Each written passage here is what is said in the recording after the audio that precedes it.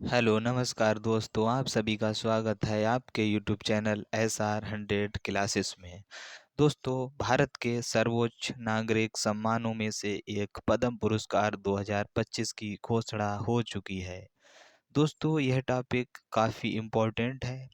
अगर आप किसी भी एग्ज़ाम की तैयारी कर रहे हो तो यह वीडियो आपके लिए काफ़ी यूजफुल रहने वाला है।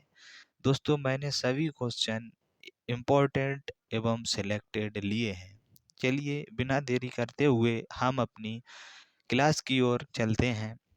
क्लास का पहला प्रश्न है, वर्ष 2025 में कुल कितने लोगों को पद्म पुरस्कार दिए गए हैं? सही उत्तर है 139। 139 लोगों को पद्म पुरस्कार दिए गए हैं। पद्म पुरस्कार भारत के राष्ट्रपति द्वारा दिए जाते हैं। भारत की राष्ट्रपति द्रौपदी मुर्मू ने 2025 के लिए 139 पद्म पुरस्कारों के लिए मंजूरी दी है। अब पद्म पुरस्कार तीन तरह के होते हैं। वो तीन तरह के कौन कौन से होते हैं? पहले पद्म विभूषण, पद्म भूषण और पद्म श्री। पद्म भूषण 7 लोगों के लिए दिया गया, पद्म भूषण 19 लोगों को और पद्म श्री 113 लोगों के लिए दिया गया।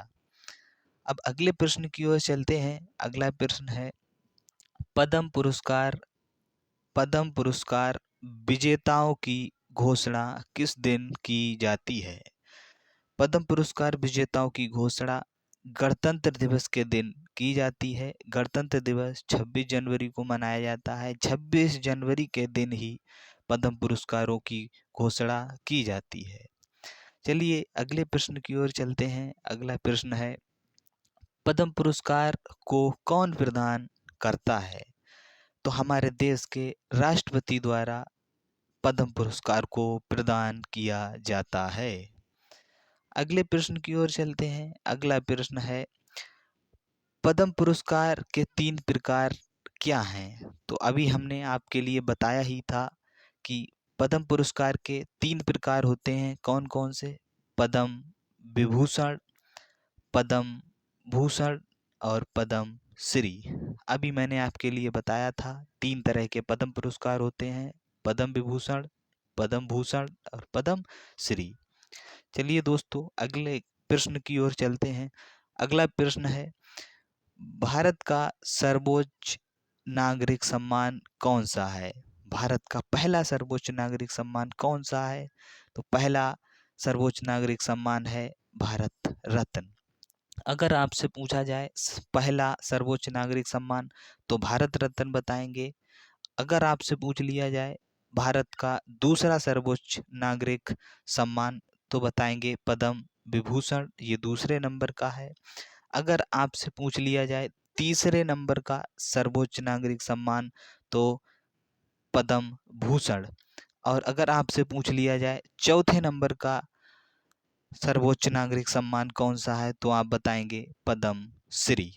चलिए दोस्तों अब अगले प्रश्न की ओर चलते हैं। अगला प्रश्न है, पद्म पुरस्कार में कितने रुपए की नगदी दी जाती है? मतलब पद्म पुरस्कार में कितने रुपए की राशि नगद दी जाती है?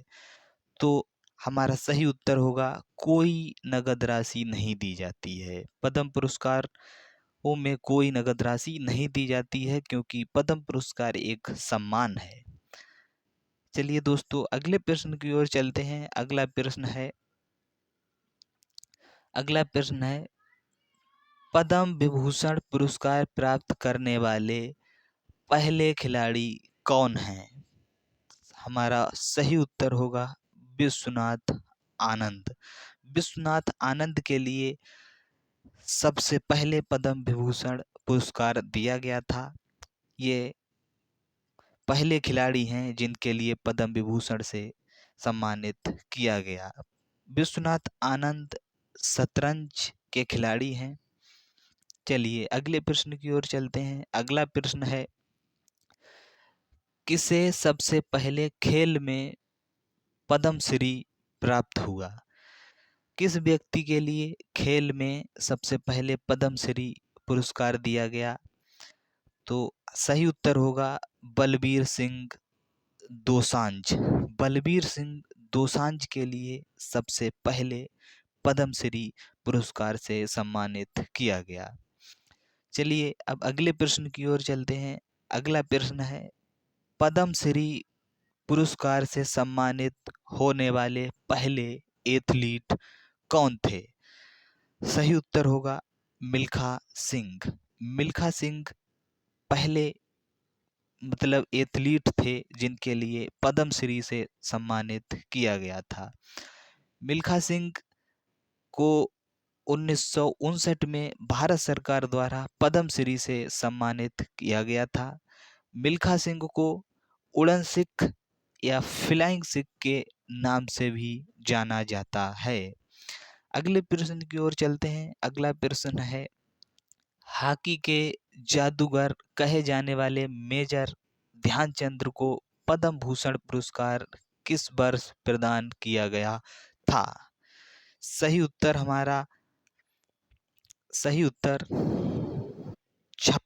1956 में हॉकी के जादूगर कहे जाने वाले मेजर ध्यानचंद को पद्म भूषण पुरस्कार से सम्मानित किया गया। दोस्तों, अगर आपके लिए मेरी यह क्लास अच्छी लगी हो तो मेरे चैनल के लिए ज़रूर सब्सक्राइब करें और लाइक करें। आपके लिए लगातार ऐसी ही वीडियो मिलती रहेंगी। मेरे चैनल से जुड़े रहिए। धन्यवाद।